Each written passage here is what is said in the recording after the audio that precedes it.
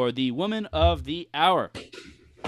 Marsha Vanwynsberghe is Wow, the that's really good. six-time best-selling author of When She Stopped Asking Why.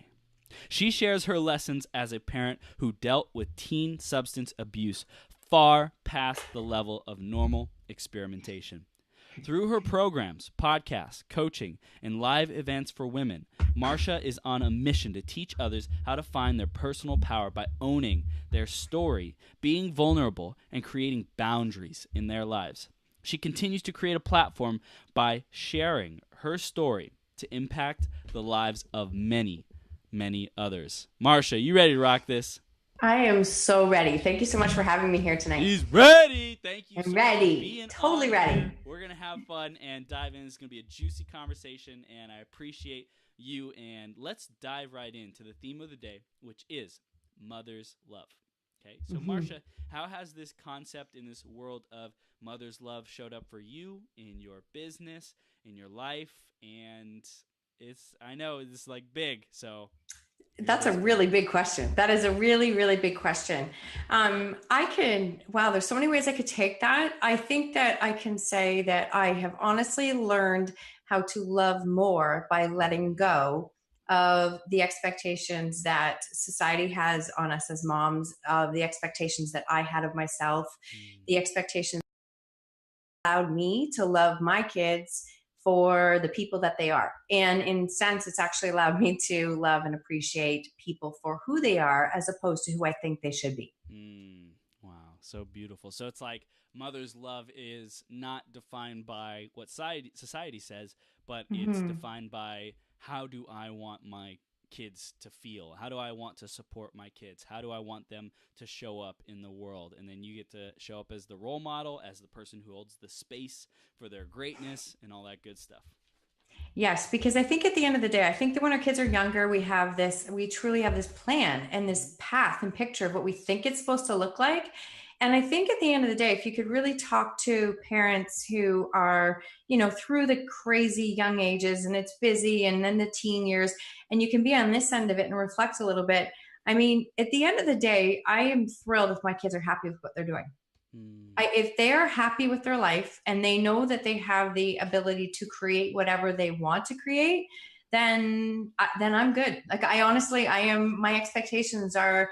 It might sound like it's setting the bar low, but it's not. I think it's about like loving them where they're at and letting them learn on the journey. And a lot of times as parents, we don't let them learn because we're so afraid that they're going to make mistakes. But I mean, most of us, well, all of us, if we really think about it, some of the things that shaped us the most were the mistakes that we learned by and that we learned through.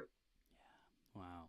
And so I hear that doing your best, but not being stressed out, overwhelmed, anxious, and all like the negative emotions and judging yourself, harsh, critical on yourself for like not doing a good enough job or constantly worried about them. Like just do your best and everything else will take care of itself, because there has to be some level of guidance and protection as they're growing up. Of course.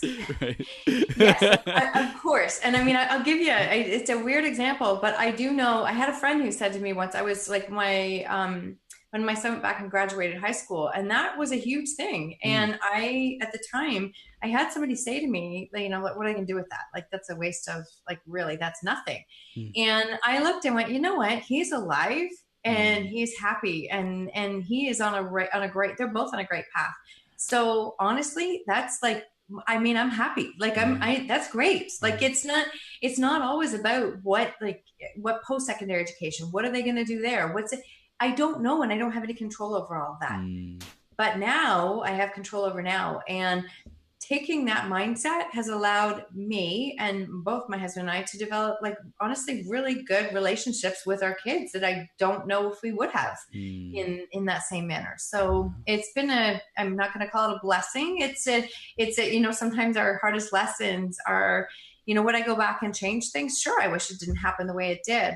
But at the same time, none of this would have happened if that wouldn't happen. So at the same time, I just really want them to be happy. And, you learn to love your kids for where they're at, but you also learn that you have to take care of yourself as a mom in order to be able to handle this. Sometimes it's crazy, but sometimes ridiculous standard job that we set for ourselves. And if you don't love yourself first, you're not setting that example for your kids. And I hope this message lands, but I do know a lot of moms who spend so much energy in only for their kids that I've actually worked with kids who believe that as they get older, their job is to love everyone else first. And that's not the message. I know that's not the message that the mom's ever intended to send, but subconsciously, we have to be very careful that we're not sending them the message that they need to wait for somebody else to take care of their love and affection. And that's not a message we want to send them. Wow. Powerful. This is going deep already. I love it. This is where I love going deep. So this is gold. And Marsha, for everyone who's just now connecting with you and learning about you, why don't you share a little bit more about who you are and the work that you're doing in the world today? Awesome. My name is Marsha. I have been in the healthcare field for 25 years, and training, coaching, a number of different things, and health being a top priority, always being, just really striving for being the best that I can be. And we had drugs entered our home probably about 7 or 8 years ago. And during that time, my whole life dipped, and I completely lost myself. And through a number of different processes and learning that I really only had control of myself, not of anyone else, that I decided to share the story and move forward. And with that process, I found there were literally thousands and thousands of people who are struggling, dealing with, substance abuse, mental health, and their kids. But it's just not a topic that we really feel comfortable talking about. And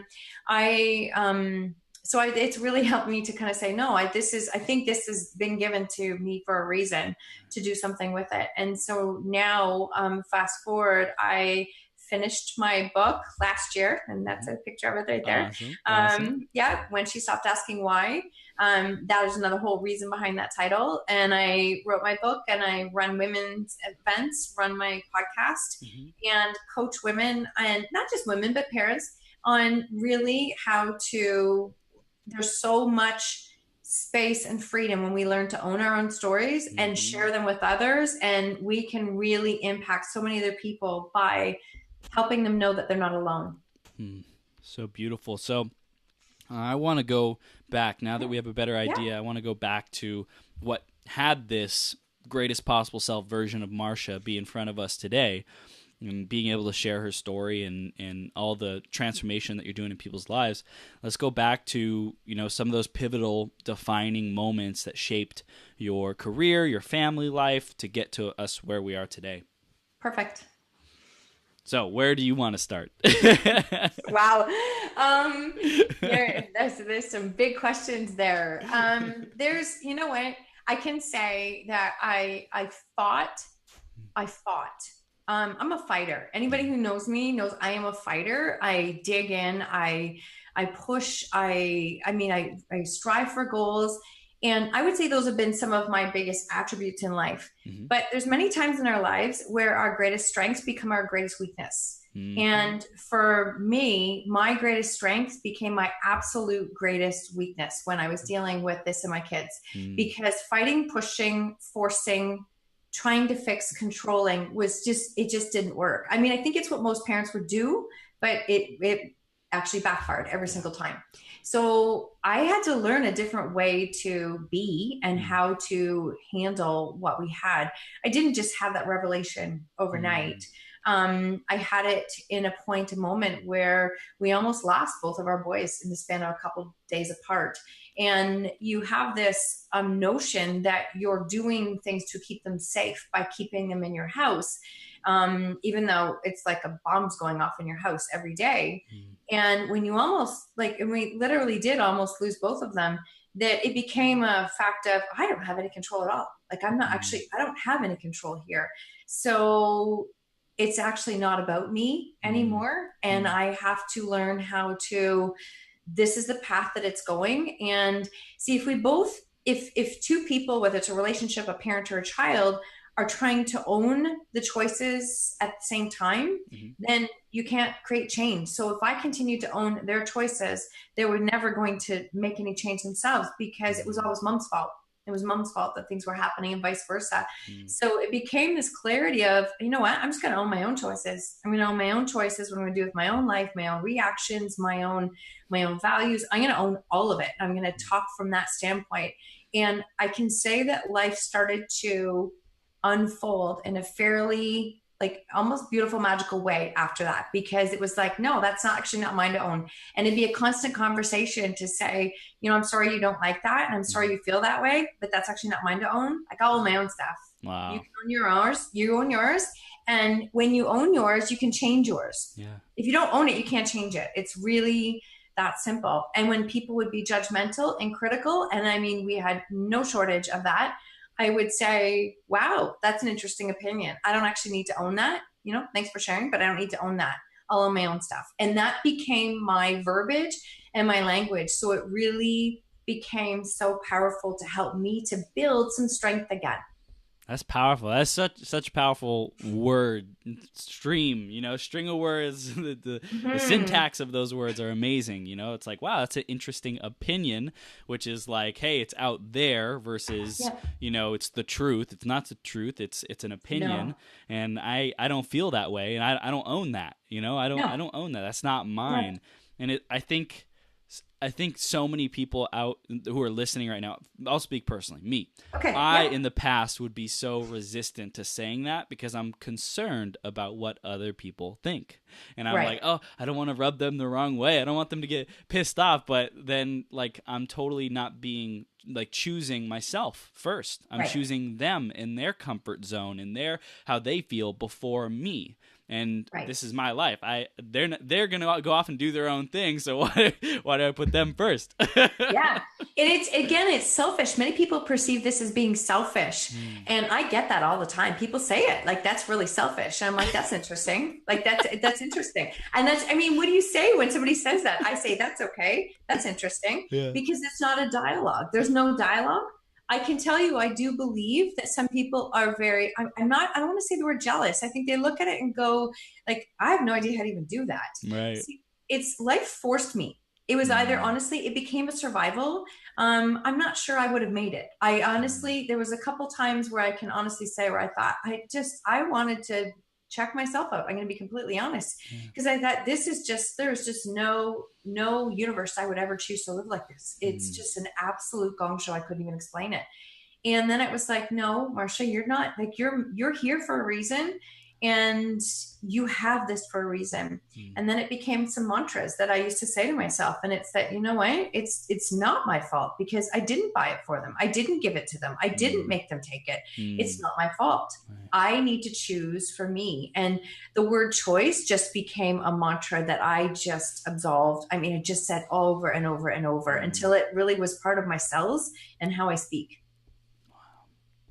And what were you doing before this happened? What allowed you to be conscious and awake enough to be able to say, oh, that's right, I can choose this, I don't have to own it? How did you get to that point in your awareness and personal power? I think that's a great question. You've got a 7-year story condensed in an hour, and there were many. I don't want people to think that, oh my God, she makes that look so easy. It was not easy. It was a choice. I mean, I owned the choice. And when I was feeling at the lowest of the low, I mean, I'm a pretty positive person. I hated how I felt. I hated myself. I hated pretty much everything about my life. So I knew something had to change. So I would start with, YouTube videos or mantras, or I couldn't read a book anymore because my brain couldn't even focus on paper. That's how so it was like YouTube videos I started. And I would say a few different things. I mean, I remember Gabrielle Bernstein learning how to meditate, and that actually was like, I mean, if I could meditate for a minute, that was amazing. Amazing. And so, and then I also came across Brené Brown's work. And Brené Brown's work and her TED Talk on vulnerability, I swear to God, when I heard it the first time, I thought I think she's talking to me. Like, I actually think she's talking to me. Yep. And when I would play it over and over. So I became very conscious that when I could put something good in, that I could raise my energy a little bit to deal with what we had. And as soon as I felt it dip, I had to put something good back in. And I actually started to equate my body almost as though I use the water bottle analogy all the time. We let life take everything from us. We let life take everything from us, energy wise. Oh gosh, like just physical, spiritual, emotional. We let life take everything sucked from us, but it's our job to put it back in. It's not someone else's job to put it back in. And many times we sit and go, my spouse isn't doing this for me, and my friends aren't doing this for me. But I really challenge my clients and say, but what are you doing for yourself?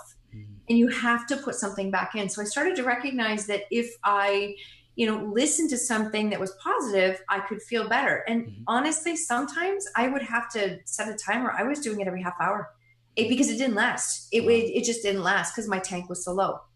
So kept putting things in and being aware that that makes me feel good. I should do more of that. That does not make me feel good. We're not doing any more of that. It became that clear. I'm not going to spend my time with people who make me feel that way because I don't have any energy to spare. So, and sometimes that included family. It was just, I actually don't have any ill feelings towards you, but I don't have the energy anymore. Totally. I don't have it. Totally. So I'm going to respect what I need. And so I get my clients all the time thinking, what are you putting back in? Because it's what you put back in that helps your output. So if you're not putting anything back in, you honestly can't be surprised that you've got nothing left to give. Wow. Amen. Sorry. Amen. This is gold. So how did going through these challenges evolve you into your coaching career and writing the book? Like, how did that progression happen? I'm going to say a little bit by accident, to be honest. It was something that I started to, again, journaling became something that I felt good when I wrote things down. Journaling helped me to clear out the muck, because if there's anything that most people, if you don't know that, is the fact that, like, we can't trust our brains. We really can't trust our brains. I mean, our brain's job is to keep us perfectly safe and still and nothing else in to hurt us. And so I had to really start to, reach out, and journaling helped me to get some of the mess in our head. I always say that when our thoughts are in our brain, they're toxic. And when they're out of our brain, they lose their power. Wow. So I had to really learn to shift that power. So writing. And as I started to write with no expectation of writing a book, I've worked with a number of different mentors along the way. And one of them had said to me, do you feel that you are on the other side of, not that the problem's gone, but do you feel you're on the other side of how to handle it? And I said, I actually really do. And she said, then it is your obligation to share how to do that. And I just was like, I don't want that. I don't want that responsibility. I don't want the responsibility. And she said, but if you don't, I mean, how much would you have paid? How much would you have given for insight from somebody in those 3 to 4 yucky, ugly years? And I'm like, oh my God, gold. I would have done. She goes, people out there are praying for a solution. You have to start sharing. And it was such a light bulb moment. And I thought, but how in the world am I going to share such a horrible story? And what are people going to think of me? And how are they going to judge me? And how are they going to, and judgment's a funny thing, because I would challenge anyone that who judges you harder than yourself? Like who possibly? Because when I realized that, I thought, oh my gosh, like I've torn myself apart for years. Like I thought I failed on every single level. So what could someone else possibly say to me that would be worse than what I've ever said to myself? And then all of a sudden it was like the judgment switch just went like that. It was just like, oh, I don't need to worry about that anymore. Okay, next. So it's not an issue. And when I started to share, my first time I shared on Mo Monday stage. We have Mo Mondays here in Canada where it's, the 10 minutes, you get them to share your story. And it was an incredibly beautiful experience to write my emotions down, to stand up and share it. Yes, I had my breakdown on stage, and to have 3 or 4 people come up and go, oh my God, that's my story. I've never told anyone. And all of a sudden, that's what kept happening. People Mm. kept saying, that's my story. I've never said anything. I've never dealt with that. That was 20 years ago. And you're going through it and you're thinking, you know what? That became fuel to just keep going and Mm. just keep going. And I've just really honestly have had faith that I put the story out, it will reach the right people, and it will just keep opening up the doors that it's meant to open. And as I journaled and as I worked with this mentor, she said, you have a book right here. And I'm like, I don't have a book. There's no way I'm putting this in a book. And I couldn't figure out how, because the intention was never to share my kid's story. My intention was to share my story as a parent, Right. because they tell their own story. Right. I don't tell their story. And I mean, I share pieces of it so that you can understand from a mother's perspective. And I couldn't figure out how to do that. And I sat in an event 3 years ago with Lisa Nichols, and she had one of her things. She said, if you have a difficult story to share, if you can't talk about it without breaking down, you're not ready. And that's okay. Like, you're not ready. And I wasn't ready for the longest time. And B, if you can't share it respectfully with people in the room, then don't do it. And that became I all of a sudden I went, now I know how to write it. And I wrote it from the perspective as it's a mom's story. It is a mom story. It is not a story about my boys. And I really wanted to write it from the perspective that no matter what adversity you've gone through, no matter what challenges you've gone through, these are steps that I went through to help to get from one side to the other. Wow.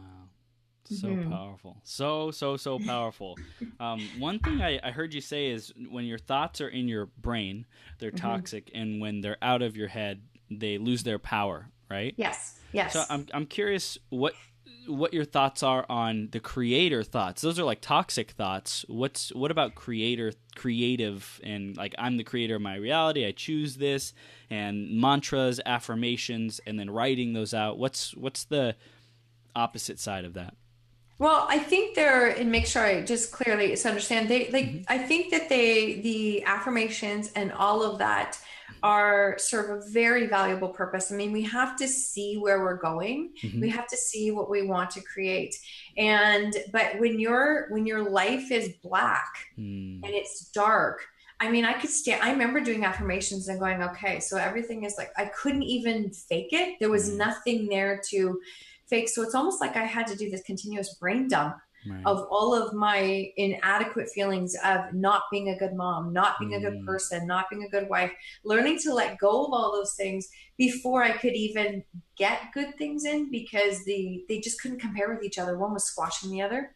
So I had to release that first. And then the affirmations and the writing definitely took time. I mean, they took a long time, because when you're in a really dark space, you just don't believe you're worthy of anything more. Like, you believe this is your reality and this is the way it is. Yeah. So it's hard to let go of that. But I do believe writing and affirmations and journaling, and I script, I write out scripts for the next 6 months of what life is going to look like. And the first time I did that, I remember writing it and thinking, this is almost ridiculous. This is not going to happen. And almost to the day, like, things were happening because I was putting my brain in that motion. And, perspective wise, we see what we train ourselves to see. So if we see where the direction that we want to go and what we want to create, then we look for those opportunities. I mean, on any given day, I can think of something that hurts, something that went wrong, a person that I could focus on that, because there's no shortage of it. There's no shortage of it, but you have to choose to train your brain to see something else. You have to choose. And if you can't, I say you, and but if you can't put, I found that one of the things I found that when I couldn't get my brain into that perspective is that where could I give? Like, so they say, if you want more love, you give more love. If you want more kindness, give more kindness. If you want more grace, give more grace. And that made sense to me. So I used to go out of my way to going like, where can I give more kindness? Where can I, and it would, honestly, it sounds so wishy-washy, but it would lift my spirits a little bit more. It would lift because at the end of the day, as dark and as difficult as things were, there are always people who have it worse. There are always people who have it worse. There really are. So I had to learn to just shift that perspective and put more out into the universe that I wanted. That helped change my thinking. So it's almost like when you're empty and you're working on filling yourself up, and there's still like you feel like you can get more, be more powerful in your feelings, and you're filling your tank up, when at least you have some level, right? You had to get some level of nurturing and self-love, and then it's like, Yes. okay, I want more, and this self-love is working, and how can I accelerate the process even more? It's like, okay, I'll go give what I want to be receiving back, and over time of that giving, you start programming your mind, you start seeing it more, the universe starts giving back more and more, and so it starts really amplifying that love that you receive and feel and experience. And you said some fantastic words there that I think are really important for everybody to understand Mm-hmm. is that self-love is, I mean, it's a tough process. It really Mm-hmm. is not an easy road. And I mean, I've had the fortune of so many amazing things happening this past 6 months Yeah. of people coming into my path. And it was a mentor who said, she goes, but do you understand? Like you've put a lot of good out, but you have also learned how to receive. And Mm-hmm. that was like, and you can talk about self-love, you can do the affirmations. If you're not ready to receive those things, then I mean, it's you're going to miss them. They pass you by, and you have to be open to receiving. So, women, this message is for you. When somebody says you look great today, don't say this old thing or oh my God, my hair. Say thank you, Yeah. and practice saying thank you because you are receiving that love. And it honestly, the receiving is massive. It is a Mm. massive lesson. I love this, and if you're at the point where you're saying thank you and you want to amplify it even more, what I've found is like when someone says you look great, you're beautiful, or you're handsome, your bald head looks wonderful, I soak it in, like soak it in, like That's awesome. allow that moment to stretch. Because so many Yes. people are so like, I want to get to the next moment. I want to get to when I get to say thank you and you look great too. It's like really like allow that. That's awesome. Yeah, thank you. That's awesome. It is, but if you don't receive that, it's almost like slapping the other person in the face, It right? is. Like you It is. really are saying like you're a liar. And Yeah. that's not, I mean, that's not the message that you want. Mm-mm. So receiving is probably, I'm going to say probably one of my biggest lessons this year has been Mm. and sometimes I sit there and go, oh, this is a lesson in receiving. It is definitely, and I'm going to practice it. I'm going to say, yes, thank you. That's Hmm. awesome. Awesome, Marsha. Awesome. So Yeah. we want to move into the owning our story, owning our message phase of this. And what do we need to start doing to do that? You've shared some things about how you've owned your journey. So if you want to go back and highlight some of those, or just give us what we need to really start owning our message, owning our story, and making a difference with it. How do we do Okay, that? great. You know what? There's a number of different steps. Mm-hmm. I think that it's starting off with owning what. Now, first off, stories are stories, right? They're just, we've created stories many, many times in our life. So be very careful the value you're giving that story. It's a Mm-hmm. story. Okay. But owning it is like, what are some of the things that you have let identify you? What are some of the things you have let become your identity, have become something that you're known by? What is something that maybe you have adopted a story that someone else gave you, I don't know, 20 years ago, and you've just carried it around forever? Maybe it's that I can't be successful. Maybe it's that I'm not smart enough. Maybe I don't know what to do. Whatever those stories are that you're saying in your head, and like write them down, get them out, and just start with the first one that pops into your head. I guarantee you it's something you've already said to yourself this hour. Like not you, but we've all done it. So something that you have repeated over and over and over, and start to break it down. Like, is it real? Like, is it really real? And Mm. it might not be. Maybe it is something that you have actually self-limited on for a long time because you really do believe that story.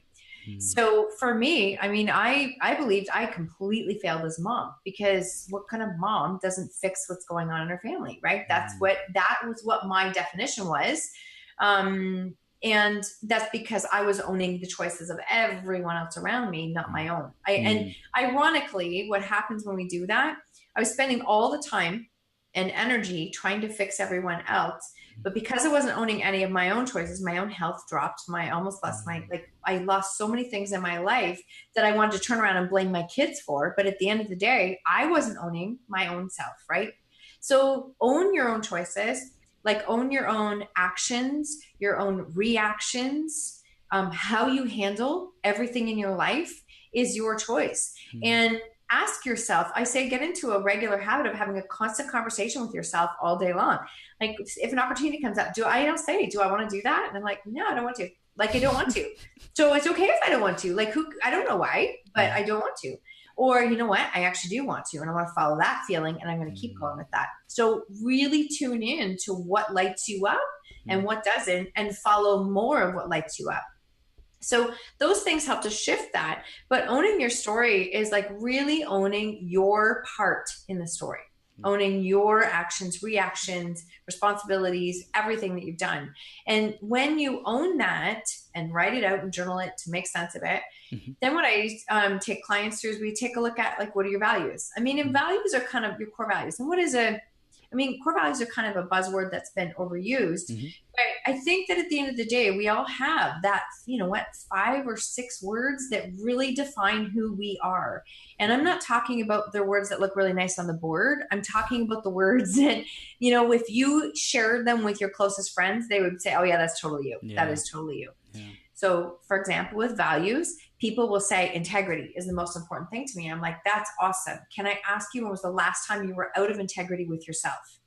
And they'll stop and go, oh crap, like, okay, today, like it was today.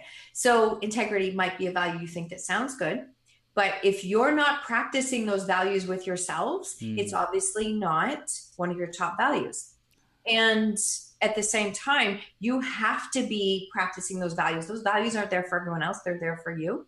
And when you understand what those values are, then you jump into the category of boundaries. And boundaries is something it's like my little buzzword I love talking about, because boundaries is real freedom. That's really being so clear about what you are about, what you're here to do, and letting go of everything else. So really diving into boundaries. And some people, we spend months on boundaries because it is just something that people really, really struggle with. And then we jump into a little bit of like how to be vulnerable. And it doesn't mean that you have to stand up on a Facebook Live and share your story or on a stage. That might not call to you. It might not. But if you can find a way to be a little bit more vulnerable with some of the people that are closest to you and share those feelings and honor them, they will do the same in return. And if not, you're probably around the wrong people. So it's like, so vulnerability is huge. And, when you start to do those things together, you really start to craft and understand, like, what is your story? Like, what are you about? And are you okay with that? Or do you want to change that? And if you want to change that, then where can we separate out everyone else's choices and just isolate and focus on yours? And for most people, they haven't given, honestly, 5 seconds to even think about what they want. They're too busy worried about what everyone else thinks and what everyone else is concerned with, that, sometimes they don't even know what they want, because they're too caught up in the Joneses and staying along the path what everyone else thinks. Marsha, have you been on the Ellen DeGeneres show yet?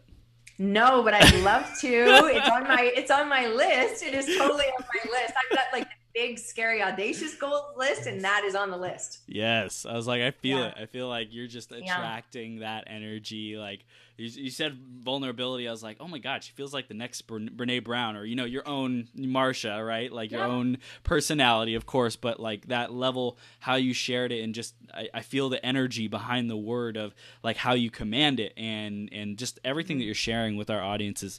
It's gold. It's amazing. Awesome. Thank you. I'm so glad. I'm glad that it's landing. And it is, there is a tremendous power when we learn to let go of shame. Tremendous. And shame, we feed it, right? The more we keep quiet about the things that are important, we feed it. And if you feed shame, like, shame wins. It's this battle again of the inside of the body. And when we speak and we share our stories, shame can't grow. It just can't grow. So I choose to squash shame, not feed it any more power, because the world is feeding it a lot of power right now in a lot of ways. So I don't choose to feed it. It's powerful. What do you think? You think shame is what stops people, or the fear of shame is what stops people from sharing their stories? Or what do you think keeps people from owning and sharing their stories?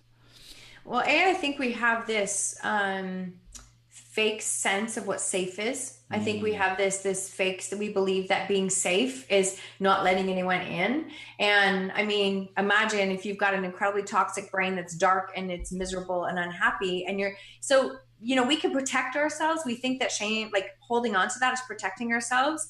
And something I read along the way was that if you protect yourself from think you protecting yourself, what you're also doing is you're blocking out the joy in life. You can't block selective emotions. You absolutely can't.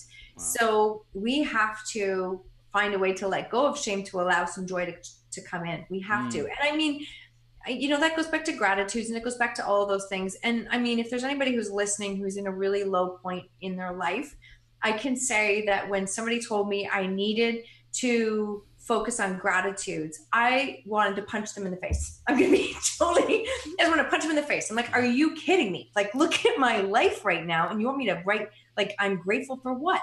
But you know what? If that's where your mind is, and I'm sure there's somebody, if that's where your mind is, I just want you to know I hear you and I understand.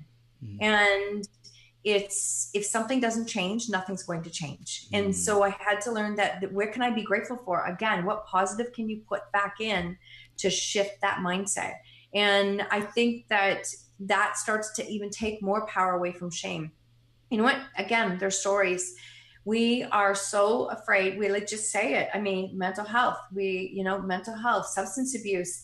I mean, any of those issues, they're taboo topics. They're taboo topics because nobody wants to talk about them. And I think part of the reason no one wants to talk about them is because this doesn't happen to me syndrome. It doesn't happen to me. Like if I do, and I've had people say to me, what's the one thing that you would do differently in order to change all of this? And I'm like, well, A, if I knew the one thing, I would have done it a long time ago. And B, if I take that ownership, then I'm saying this is 100% my fault. It's not about fault. It's not mine to own. Wow. So my tone is my part. So I think it's because everybody really wants to say that won't happen to me. And I'm telling you, that's just not how life works. It's actually, if you keep saying that, it probably is going to happen to you. Like, that's just not how it works. So I think that with shame, we give it the power, and we are so afraid of what everyone else is going to think. And at the end of the day, I mean, we are living in our own bodies. We're living our own journey. We're on our own path. We have to stop being concerned with what everyone else is thinking and saying. And if you have those people in your life who are doing that, you need new people. You need new people. And I mean, I literally, honestly reinvented most of my tribe. I'm not going to lie. And it's okay. I don't say that out of anger. I'm not angry at anyone, because I give the analogy that we carry this toolbox in our life, and our toolbox is made up of all the lessons that we learn on the journey. And some of us go through life like, challenge after challenge after challenge, and we build our toolbox because we learn. Some people carry the same toolbox to every single problem in 50 years, and it doesn't change anything. So and sometimes I just go, oh, they haven't changed or grown their toolbox, and that's okay, right? But it's just, we can't.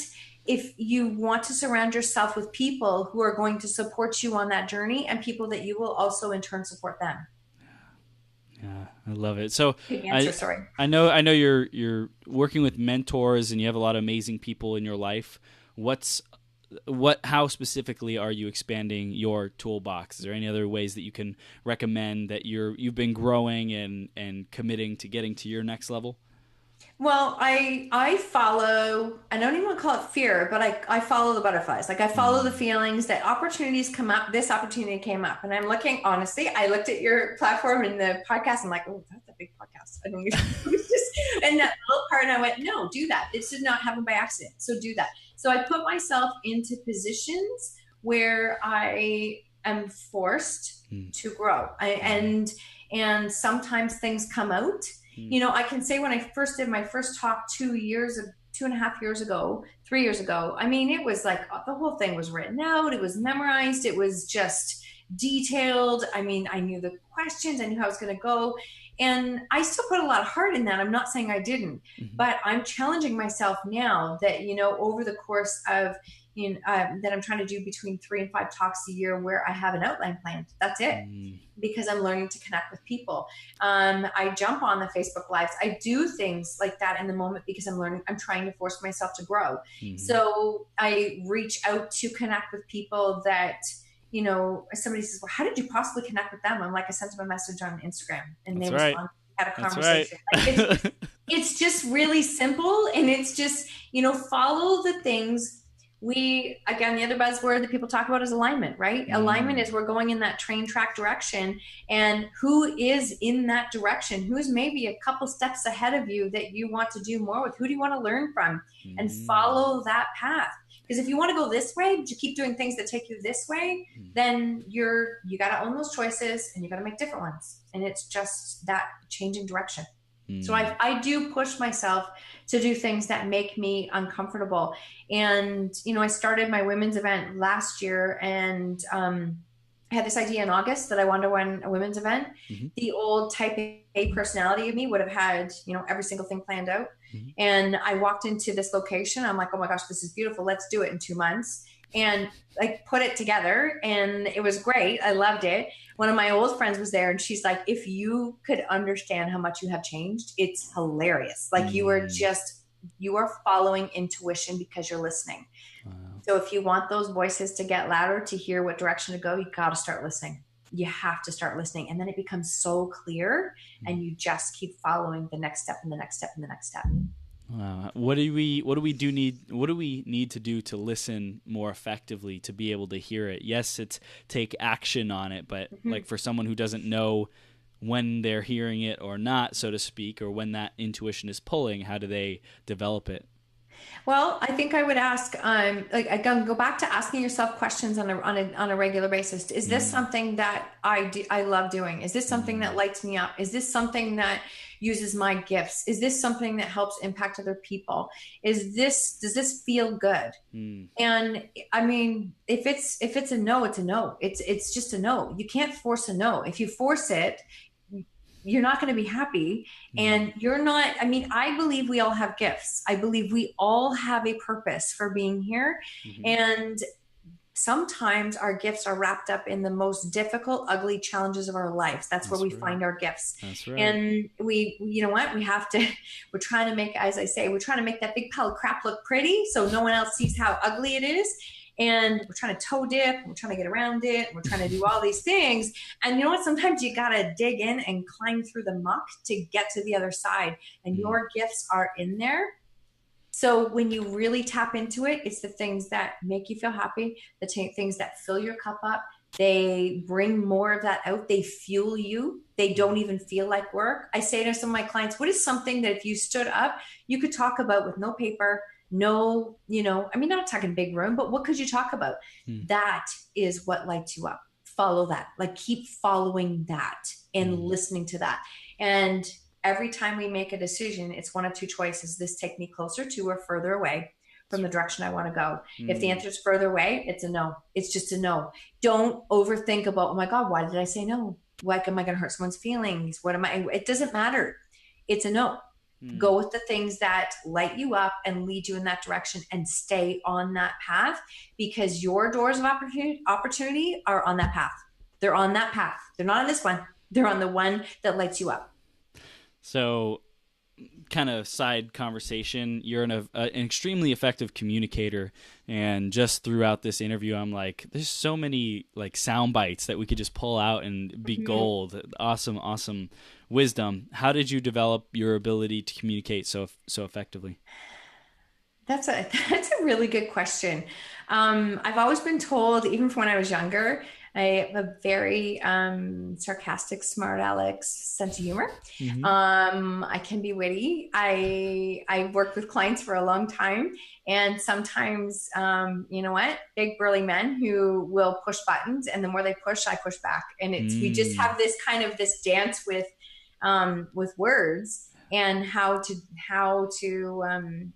really get into what a person is thinking or saying, and really help them understand, that like they are creating that barrier in there. I mean, communication wise, I laugh because I think my parents laughed and said I want to like public speaking contest, a regional one when I was like 10. And Really? yeah. And it was just, and I mean, truthfully, I'm a bit of an introvert. I'm not going to lie, Yeah. but I just felt like I could share a message. And I've always had this feeling that I was going to write a book, that I was going to speak, that I was going to share, because I want to, it's not about me. I just really feel like my skills are help other people to impact what their mission is. Mm. And so I find I can get to the root of some of those issues fairly quickly. So I think I've learned how to be a communicator. And I think I've also learned by putting myself in situations where I have been not forced to, but where I have been nudged to. Mm. And, I've done a lot of events with parents, and those are really tricky situations, right? It's not motivating. We're like talking about parents who are breaking down, going, I don't know what to do next. And your communication skills, you learn how to get and be specific, because it's challenging. Some of that's really challenging. So I think that it's been a whole host of things, but I think at the end of the day, this was actually meant to be my path. Yes. Yeah. Yes, it is. Yes, it Yes. is. Yes. Awesome, Marsha. So we're beginning to wrap up now, and we want to know the final things we want our audience to receive so that they can walk forward, they can step confidently into their greatest possible selves because of their time invested with us here today. So a recap of what we covered, or if there's anything else that you wanted to share that is like a burning share or thing that we didn't get to yet, let's cover that now. Okay, there were so many things I said, but I know there was something that I didn't say that I wanted to say. Yes. And you know what? The importance of living in the present moment is beyond powerful. Again, receiving, right? The importance of living in the present moment. And I will be very honest and vulnerable that for a long time, the present moment scared the hell out of me, because my present meant that I might not have my voice. I would spend time reliving the past, and the past was ugly. Like, it was just ugly. I should have done this. I should have done this. I should have tried this. Rehashing things, a massive amount of energy I could never change. Worried about what the future was going to hold because I wasn't sure they were going to be here, and the present was ugly. But owning my choices doesn't happen in the past. It doesn't happen in the future. It happens right now. And you can't control the other two. So if I can't control it, then it's a massive waste of energy. So really owning your choices deals with the present moment right now, like today, right now, like what I do next is my choices. So this is the only moment that we have. It's the only one we have control over. And I actually really believe that you can't find joy, gratitude, happiness, peace, unless you can figure out a way to learn in the present moment. I really don't. I don't think it's a pretty bold statement to make, sorry. But I don't think that we can, because that requires living right now. And that's the only moment that we have control over. So I would say the more present you can get in your life, the more you can change your life. It's just that simple. That ties into one thing I want to say. The reason my book, I named it When She Stopped Asking Why, was because the why was killing me. So if you are asking yourself why in your life, why is a victim question? Why is not a change question? It doesn't do anything but keep you stuck. So if you find yourself asking why, immediately changes the word what. Like, it's like, what can I do? So what's action, right? What is an action word? Why is a blaming, pointing finger word. It's completely pointless. It's completely pointless.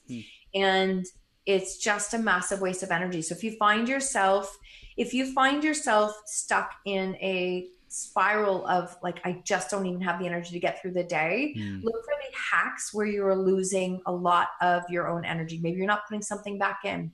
Maybe you're not living in the present. Maybe you're stuck on asking the word why. Whatever that is, find one hack that you can change today and practice changing that until it becomes habit. And for me, I had to learn how, every time I'd say why, like why? And it's like, why does it matter? Why doesn't matter. It's only what. And say it out loud to change my thinking. So I hope that helps, and I hope that lands with somebody, but staying present and focusing on the what can really change your whole outlook and perspective, and then your actions. Wow, so powerful. And I love this, and especially the present moment thing that you mentioned, because my girlfriend, who actually Mm-hmm. connected us, thank you Yes, you for did. coming on. She's amazing, Love her. amazing Love her. powerhouse woman. Yes, We're always saying this moment is everything, it right? This is. moment is everything. It's all we have, and it's a gift. So let's Mm-hmm. keep unwrapping the gift, constantly staying in wonder, and like, one, I wonder what's coming next, and that Mm-hmm. excitement. And even if, like, I'm sure people who are in challenging, difficult situations can't be, it's not, they're not focused on wonder, they're not focused on No, excitement of, survival. They're yeah, focusing on yeah. surviving. Yeah. So in that case, probably not, this comment is not as applicable. And once you get through that, then the next level is wonder, is like, I wonder what's going to come next, and focusing on that gift of the present moment.